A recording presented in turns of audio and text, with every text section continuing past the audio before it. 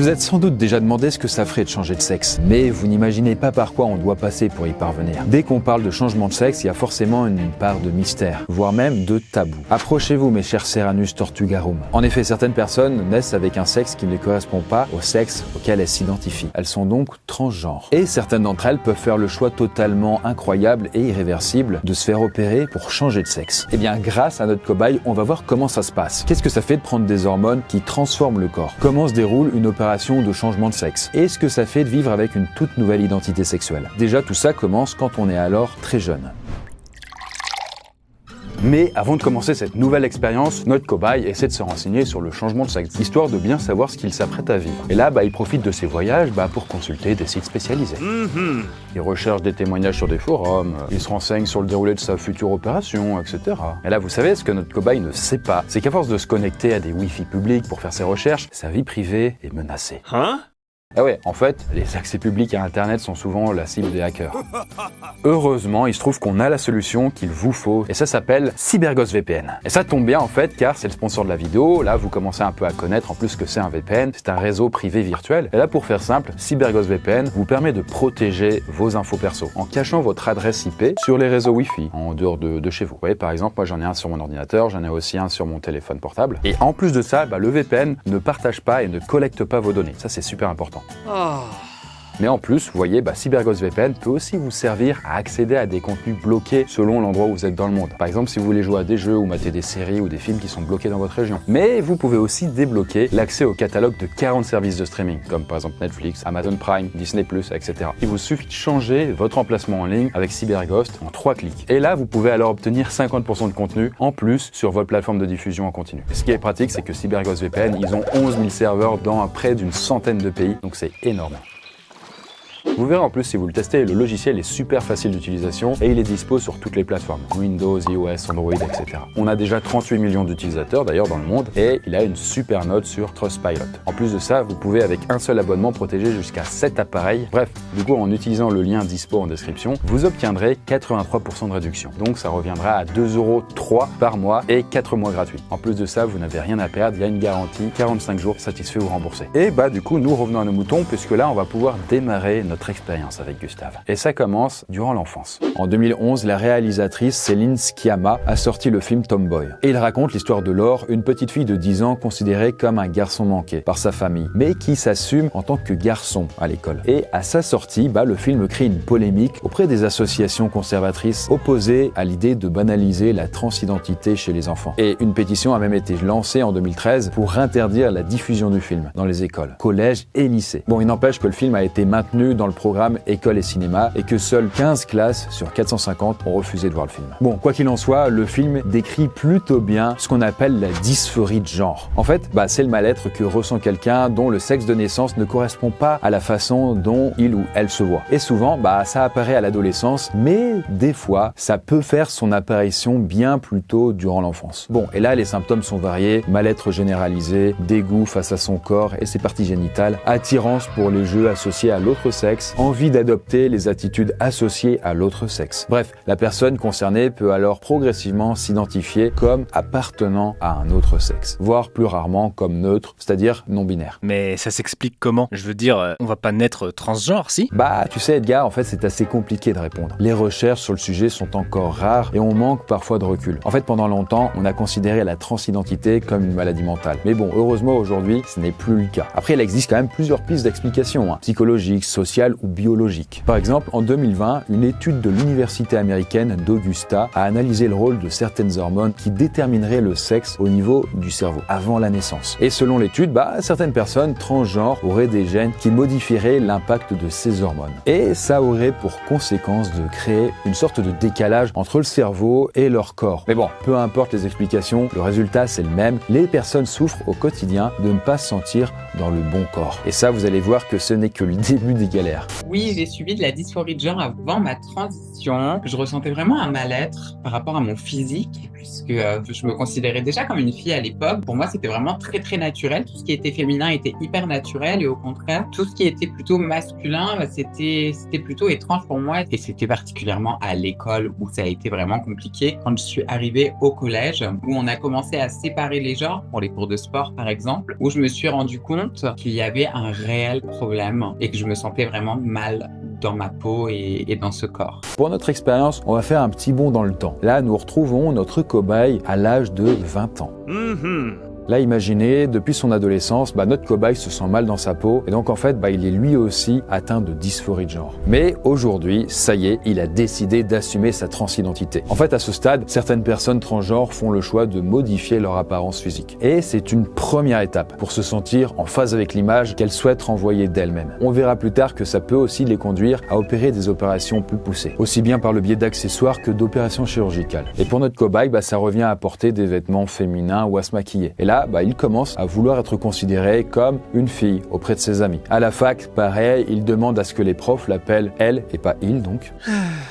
Cool, Gustave va pouvoir participer à Drag Race. Ouais, je l'attendais celle-là. Justement, faut pas tout confondre en fait. Une personne transgenre n'est pas ce qu'on appelait avant un travesti, ni même une drag queen ou un king. Là, toi, tu parles de personnes qui aiment s'habiller en personne de l'autre sexe pour des spectacles et compagnie. En fait, une personne transgenre, elle s'identifie tout le temps comme une femme, homme ou neutre. Elle switche pas tous les matins comme ça, quoi. Ça fait vraiment partie de son identité. Par exemple, vous connaissez Ellen Page. Elle s'était fait connaître dans des films comme Juno, X-Men ou même Inception. Il est en train de rêver. Cette scène, j'ai beaucoup aimé. Mais à l'âge de 9 ans, elle se sentait plus garçon que fille. Elle disait même à sa mère qu'elle voulait être un garçon. Sauf qu'en commençant à faire du cinéma, elle s'est sentie bloquée et obligée d'assumer d'être une fille dans ses rôles tout le temps. Et ça a provoqué chez elle des phases de dépression et des troubles alimentaires. Et en 2020, elle a fait son coming out trans à travers un post Instagram devenu viral, assez rapido. Depuis, elle a entamé une transition et elle se présente maintenant sous sa nouvelle identité, Elliot Page. Et par exemple, c'est lui qui joue le rôle de Victor dans la série Umbrella Academy. Bref, on retrouve notre cobaye et lui il profite d'un repas avec ses proches pour annoncer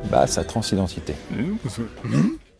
Ah, je suis fière de toi. Alors hélas, ça se passe pas tout le temps comme ça. Et à l'instar des personnes homosexuelles, pas mal de transgenres se font rejeter par leur famille ou même leurs proches. C'est ce qui était arrivé à Ariel Cale. Et en fait, cette jeune mannequin néo-zélandaise, elle a fait son coming out trans en 2017. Mais sa famille l'a totalement rejetée et elle a été virée de chez elle. Et donc depuis, elle a entamé sa transition seule et fait le choix de se faire opérer pour changer de sexe en 2020. Elle a même été élue Miss Nouvelle-Zélande intercontinentale la même année. C'est d'ailleurs la première femme transgenre à remporter ce prix. Depuis, son père s'est réconcilié avec elle, mais sa mère, elle a toujours pas digéré sa transition. Bon, notre cobaye Gustave, il a plus de chance. Ses proches ont une réaction plutôt positive.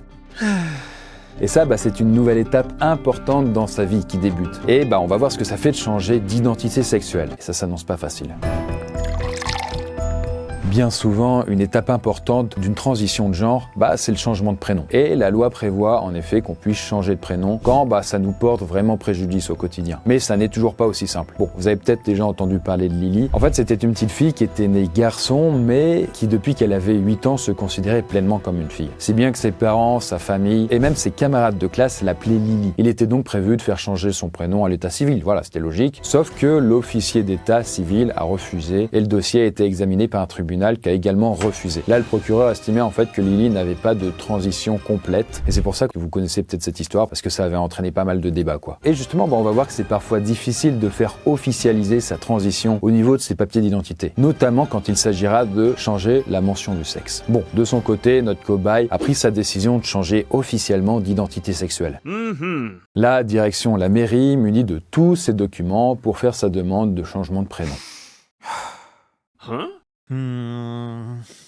Et pour qu'un changement de prénom soit accepté, il faut fournir les preuves qu'on est identifié par ce nouveau prénom, par sa famille, ses proches ou à son travail. Et là, pour notre cobaye, les choses se passent bien. Son nouveau prénom est validé par l'état civil. Gustave a décidé donc de s'appeler Eva. Ok, mais je peux toujours l'appeler Gustave, non ? Non, justement. En fait, en majorité, les personnes trans sont attachées à leur nouveau prénom. Et il est souvent, en fait, très différent du prénom de naissance. Et c'est pour ça que Gustave, logiquement, ne se serait pas fait appeler Gustavia. L'ancien prénom est souvent appelé Dead name. Et d'ailleurs, certaines personnes trans ne veulent plus jamais qu'il soit utilisé. Bon, après le changement de prénom, certaines personnes transgenres décident de poursuivre avec une transition physique. Mais chaque parcours est différent et certaines s'arrêtent juste à cette étape. Et pour les personnes qui veulent poursuivre, aller plus loin dans le changement de sexe, elles peuvent prendre des hormones pour acquérir des caractéristiques physiques du genre auquel elles s'identifient. Et ça, vous allez voir que ça implique pas mal de changements. Et ça n'est que le début. En fait, souvent, il suffit pas d'aller chez le médecin pour se faire prescrire des hormones et puis hop là, le tour est joué. C'est pas aussi simple.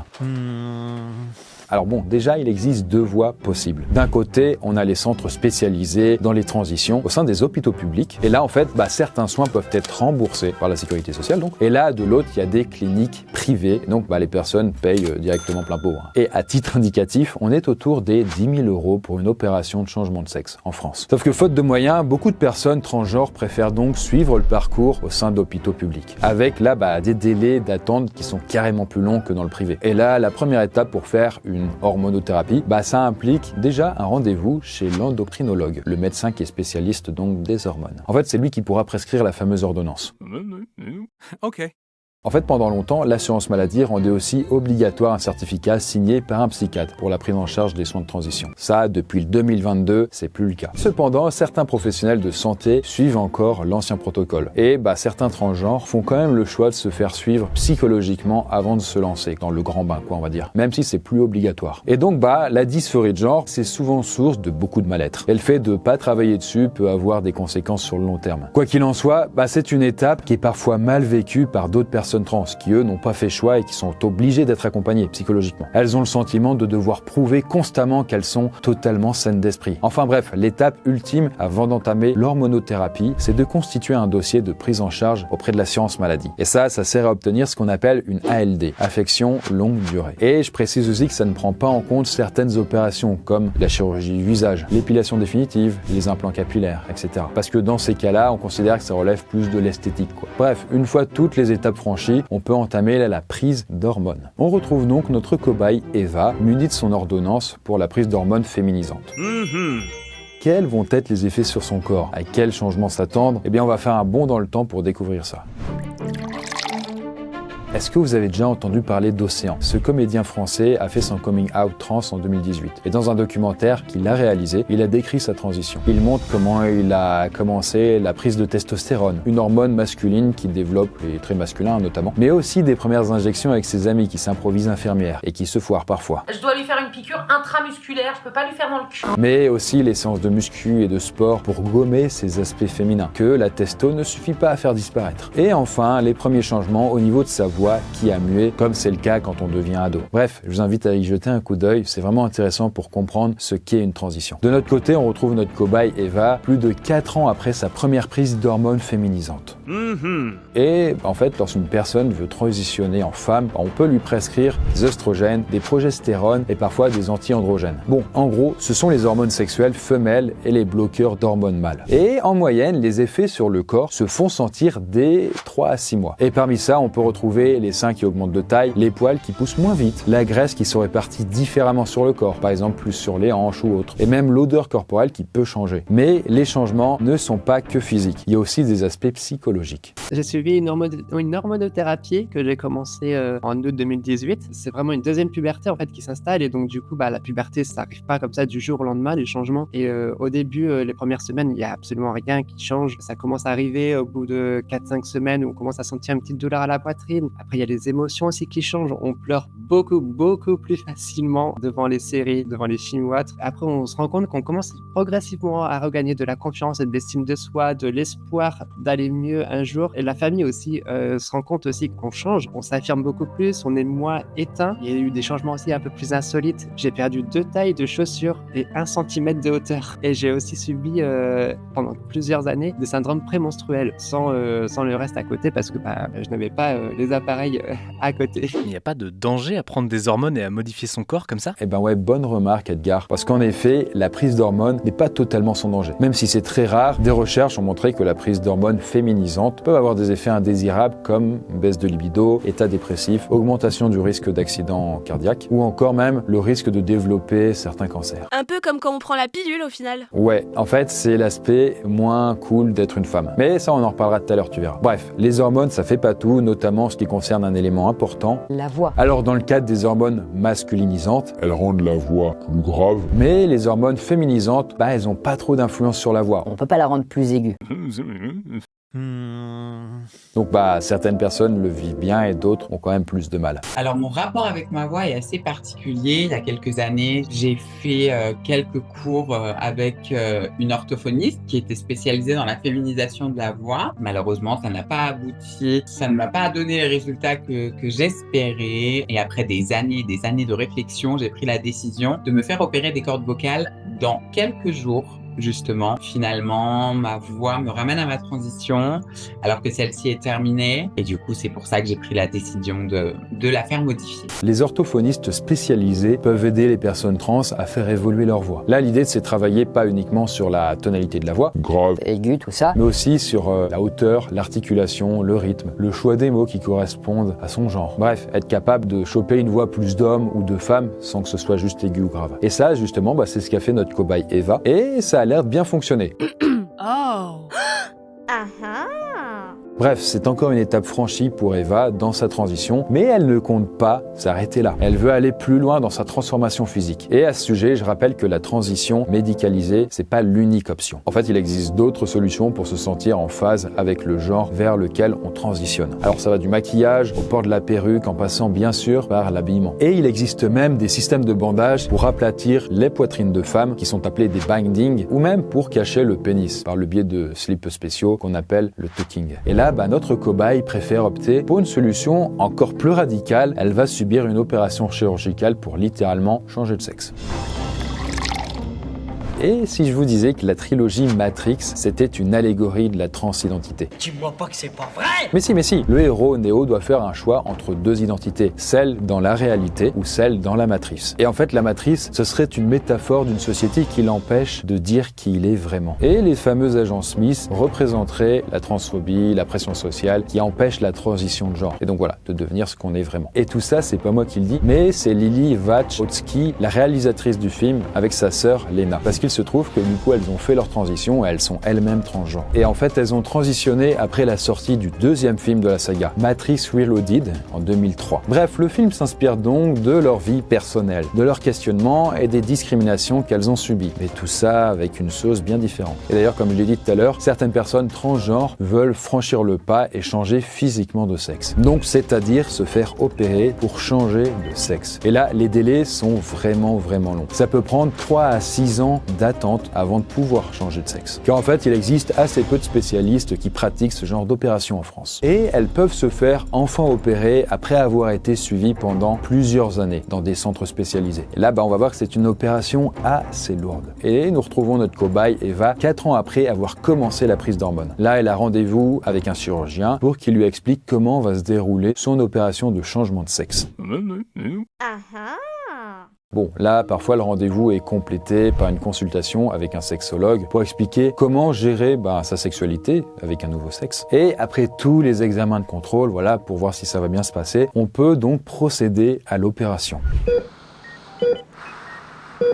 Bon, alors déjà, je vous préviens, ce qui va suivre, ça pourra donner quelques frissons. Alors déjà, l'opération, ça s'appelle une vaginoplastie. Elle consiste à créer un vagin en récupérant des parties du pénis. On rajoute jamais des morceaux de corps qui n'appartiennent pas à soi. Voilà, je le précise. Même si parfois, durant l'opération, on va juste retirer le pénis sans réutiliser deux parties. Bref, en tout cas, si on le garde, on commence déjà par retirer les testicules. Puis, on dissèque le pénis, on l'ouvre de tous les côtés pour récupérer la peau et on la garde parce qu'elle servira par la suite pour fabriquer les parois du futur vagin. Et d'ailleurs, là, on va utiliser d'autres parties du pénis pour créer les grandes et les petites lèvres. Alors déjà, pour permettre d'uriner, c'est important, on récupère l'urètre et pour la partie sensibilité, on va reconnecter tous les vaisseaux sanguins et les nerfs. Parce que si c'est pas innervé, vous sentirez rien du tout. Voilà, ça sera pas ouf. Et d'ailleurs, à ce sujet, on récupère une partie du gland pour en faire le futur clitoris. Parce que le gland comme le clitoris, ce sont des zones ultra innervées, donc très sensibles, donc c'est important que ça fit quoi. Et enfin là, on va inciser, donc on va ouvrir la partie entre le scrotum scrotum et le rectum pour créer la future cavité vaginale. Là, on y place ensuite ce qu'on appelle un conformateur. En fait, c'est une sorte de ballon qu'on gonfle à l'intérieur donc de la paroi du vagin pendant au moins une semaine. Et tout simplement pour éviter que ça se referme. Un petit peu comme quand vous faites percer l'oreille, vous voyez, vous gardez une bague en place, sinon la peau aura tendance à se reboucher. Et à la suite de l'opération, la personne doit effectuer des soins car en fait, son nouveau vagin, il n'est pas naturellement lubrifié et il aura tendance à vouloir se reboucher. C'est pourquoi tous les jours, elle doit utiliser une sorte de lubrifiant. Et en fait, ce lubri, il va servir à insérer des cylindres de différentes tailles 4 fois par jour pour que la cavité vaginale garde sa forme. Ça va être du petit training, c'est de la muscu quoi. Mais je me demandais, ça se passe comment si, contrairement à Eva, on doit faire une greffe de pénis? Bon, voilà comment ça se passe. Et encore une fois, âme sensible s'abstenir. Et là, je précise, mais en vrai, il y a plusieurs opérations qui sont nécessaires. On peut pas se créer, un zizi comme ça en claquant des doigts et puis let's go. Ça prend un peu plus de temps. Et là, la première étape, ça consiste à placer une sorte de ballon près du pubis. Et ça, en fait, ça va servir à gonfler une sorte d'implant qui est placé dans le futur pénis pour permettre les érections. Sinon, il y a rien qui naturellement fait que du coup, il va devenir dur. Et lors d'une autre opération, on crée le pénis et le gland en prélevant des lambeaux de peau et de la chair dans une autre partie du corps. Parce que oui, du coup, faut bien fabriquer le pénis à partir de quelque chose. Donc voilà, on doit récupérer des morceaux et généralement, ça va être des bouts de l'avant-bras, le côté de la poitrine ou alors sur la jambe. Et puis, on va couper les grandes lèvres de la vulve pour former un scrotum et y placer des testicules artificiels. Donc voilà, les testicules artificiels avec l'implant, ce seront les seules choses qui n'appartiennent pas à la personne. Bon, bref, du côté de notre cobaye, tout s'est bien passé. Là, elle est rentrée chez elle avec son nouveau sexe. Et donc on peut passer à la dernière étape, et là on va découvrir tous les changements qui peuvent se produire à la suite d'une opération de changement de sexe. La star de la musique, Kim Petras, compte plus de 150 millions d'écoutes sur les plateformes de streaming. Mais est-ce que vous saviez qu'elle était considérée comme l'une des personnes les plus jeunes à avoir subi une opération de changement de sexe? Parce qu'en fait, à l'âge de 13 ans, elle a participé à un documentaire sur sa transition. Puis elle s'est fait opérer d'une vaginoplastie à 16 ans. Cependant, elle a quand même précisé que cette opération-là, ça devait pas être ce qui l'a caractérisé. Et aujourd'hui, elle préfère qu'on lui parle de sa musique plutôt que sa transidentité. En fait, cette anecdote, ça montre bien qu'il faut pas réduire toute la transition à l'opération du changement de sexe, même si c'est le truc le plus spectaculaire. Et beaucoup de personnes transgenres vivent très bien sans se faire opérer, pas de problème. Elles peuvent être tout aussi satisfaites de leur transition, n'ont pas besoin dans leur tête et dans leur corps de passer à l'étape supplémentaire. Mais bon, quoi qu'il en soit, on va voir ce que ça fait concrètement d'avoir un nouveau sexe. Et c'est pas que physique. Là, on retrouve notre cobaye 5 ans après son opération. Et elle a l'air d'être plutôt heureuse. Là, en majorité, les personnes transgenres qui ont subi une opération de changement de sexe sont quand même très satisfaites de leur opération. Alors, mon opération de la vaginoplastie, ça a été vraiment un rêve pour moi, du début à la fin. Effectivement, c'est une opération qui est très, très douloureuse. Ça a été quand même assez compliqué parce qu'il y a une convalescence qui prend énormément de temps, c'est beaucoup de sacrifices, c'est beaucoup d'énergie. Mais sincèrement, j'en garde un souvenir incroyable. C'était vraiment ma délivrance, le plus beau jour de ma vie. La première sensation que j'ai eue à mon réveil de ma vaginoplastie, c'est évidemment, je crois que j'ai jamais été aussi heureuse de ma vie où, comme je l'ai déjà dit, j'ai posé ma main sur mon sexe et là, c'était indescriptible, vraiment plus beau jour de ma vie. Mais il y a aussi une autre étape importante dans la vie d'une personne transgenre et c'est le changement de la mention de sexe sur ses papiers d'identité. Et là, la démarche, elle est plus complexe que celle du changement de prénom qu'on a déjà vu tout à l'heure parce que la demande doit se faire auprès d'un tribunal. Et donc là, Eva se présente au tribunal avec son dossier. Alors, cette partie, elle est souvent délicate, mais en gros, c'est au juge de déterminer si vous remplissez les critères pour changer d'identité sexuelle sur vos papiers officiels. Et ça, en vrai, c'est assez mal vécu par les personnes qui sont concernées et qui se sentent donc dans l'obligation de prouver leur changement de sexe. Et là, la personne qui fait cette démarche doit donc fournir des documents qui montrent, par exemple, qu'elle revendique déjà publiquement son appartenance à l'autre sexe, mais aussi que ses amis et sa famille la reconnaissent comme appartenant à ce sexe. Ou même qu'elle ait bien obtenu l'autorisation de changement de prénom au niveau de l'état civil. Bon, après là, je précise que les opérations chirurgicales ou les traitements hormonaux ne sont pas des preuves demandées par le juge. Et une fois tous les témoignages et les preuves étudiées, le juge vérifie que tout est OK pour changer la mention de sexe sur les papiers. Bon, bref, là, comme tout est OK pour Eva, elle peut officiellement être considérée comme une femme au regard de l'administration. Bon, et là, au niveau physique, peut-être vous vous demandez c'est quoi l'impact du changement de sexe. Déjà, au niveau des sensations, le fait que vous transformiez votre pénis en vagin, vous n'allez pas sentir les mêmes orgasmes que quand vous aviez votre pénis, mais des orgasmes par exemple plus forts, parce qu'il se trouve que les femmes ressentent des orgasmes plus forts que les hommes. Et après là, pour l'inverse, c'est-à-dire du coup quand vous transformez un vagin en pénis, alors ça prend plus de temps du coup pour que vous ayez de nouveau des sensations, mais une fois que c'est ok, vous pourrez quand même avoir des orgasmes. Par contre, il n'y aura pas d'éjaculation, logique. Et là, le vrai impact, c'est que les personnes opérées ne possèdent plus d'organes pour produire naturellement les hormones du sexe d'origine. Si vous étiez un homme avant, là, vous n'aurez plus besoin de prendre des bloqueurs de testostérone. Parce que naturellement, comme on vous a retiré les testicules, c'était elle qui produisait ça. Mais en plus de ça, les hormones ont tendance à réduire, voire même supprimer la fertilité chez les personnes transgenres. Ça fait qu'elles ne pourront plus avoir d'enfants. Mais au-delà de l'aspect purement biologique, le changement de sexe a un impact psychologique. Et là, les personnes opérées témoignent souvent d'une sensation de renaissance. En fait, elles se sentent mieux dans leur basket, de plus en plus en phase avec leur corps. Sauf que le seul bémol à tout ça, c'est le regard de la société. Et là, les personnes transgenres, de manière assez générale, subissent pas mal de discriminations, comme par exemple des moqueries sur le physique, des discriminations à l'embauche, le refus de l'accès à des soins médicaux, ou même à des logements.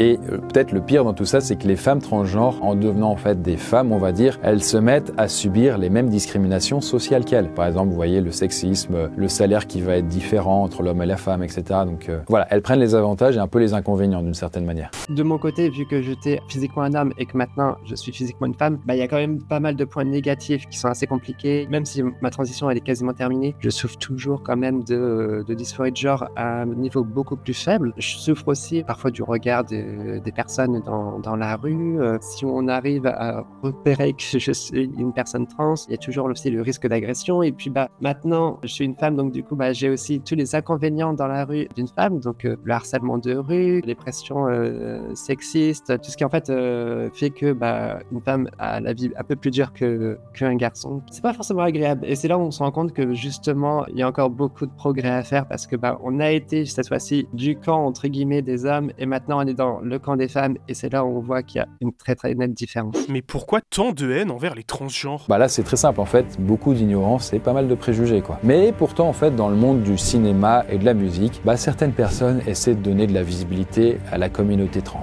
Mais même à ce niveau-là, il y a encore des emmerdes. Par exemple, l'actrice super connue de la série Euphoria, Hunter Schaeffer, avait vécu une discrimination en 2022 alors qu'elle était en Allemagne. Parce que là, elle était sortie avec son assistante qui était également trans et là elles se sont faites recaler dans un club de Düsseldorf. La raison, c'était que le videur avait refusé de les laisser entrer parce qu'elles étaient trans. Hunter Schaeffer, elle était pas contente et du coup, elle s'était mise à faire un live pour dénoncer ce qui s'était passé. Et finalement, la boîte de nuit, elle a dû faire des excuses publiques et virer son videur. Bref, ça, ce sont des choses auxquelles les personnes transgenres sont beaucoup confrontées au quotidien.